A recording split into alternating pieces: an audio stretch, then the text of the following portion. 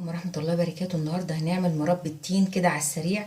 مكوناتها سهلة جدا وبسيطة، شوية تين وشوية سكر وكده بقت مربى. هنقول بسم الله. نص كيلو تين مغسول كويس قوي وشلنا منه القشرة الناشفة اللي موجودة عليه. هنقول بسم الله الرحمن الرحيم.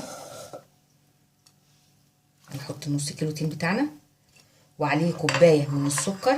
الكوباية دي عيارها 250 مللي من السوائل، مليتها سكر. نقول بسم الله ونحطها بالراحة كده على التين بتاعنا.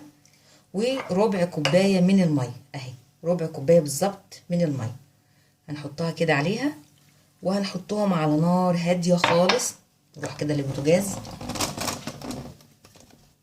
شايفين النار واطية خالص. هنحطهم بقى كده وهنسيبهم مع بعض لحد ما التين بتاعي يستوي. الاضافة الاخيرة اللي هي المادة الحافظة بتاعتنا هنحطها في الاخر، وهتفضلوا معايا خطوة بخطوة ان شاء الله. بتاعنا قرب يتقل اهو. هنحط له عصير ليمونه كامله. انا حطيت نص ليمونه فعلا اهي، وده النص التاني بتاعي اهو. الليمون ده هو الماده الحافظه بتاعتي، وهيخليها كمان ما تعفنش معاكي. دي حاجه مهمه جدا اهي. هديها غلوه كمان وبعد كده اعمل لها اختبار التسويه، وهوريكم اختبار التسويه ازاي ان شاء الله.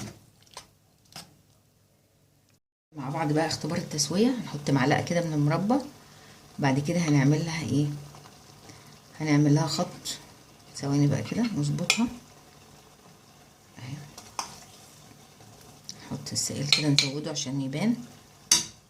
بعد كده هنعمل لها ايه، خط كده من النص.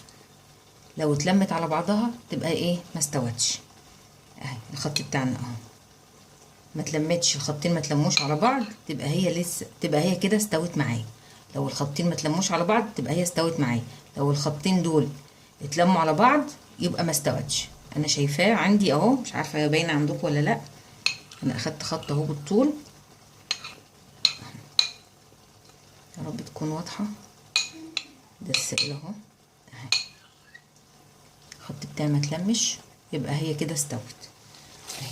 شايفين هي تقلت خالص معايا اهي. اظن شكلها واضح يعني ان هي خلاص كده تمام قوي. هبدا بقى اطفي عليها وتسيبيها لحد ما تبرد خالص.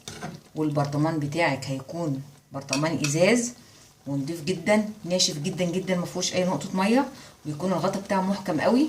وتبداي تحفظيه في البرطمان بتاعك، بتحط من بره على الرخامه عادي خالص، وتستخدميه لحد ما يخلص معاكي. طفيت عليها خلاص اهو، وهوريها لكم بقى اهي في الطبق. انا فضلت الطبق اهي عشان ايه، نقفل الفيديو معاكم. وبعد كده هنبدا نشيلها في البرطمان بتاعنا الازاز النضيف الناشف، علشان ما تتلفش معانا. دي كده مربى التين بتاعتنا بألف هنا وشفا. ما تنسوش اللايك والاشتراك وتفعيل الجرس عشان يوصلكم مني كل جديد ان شاء الله.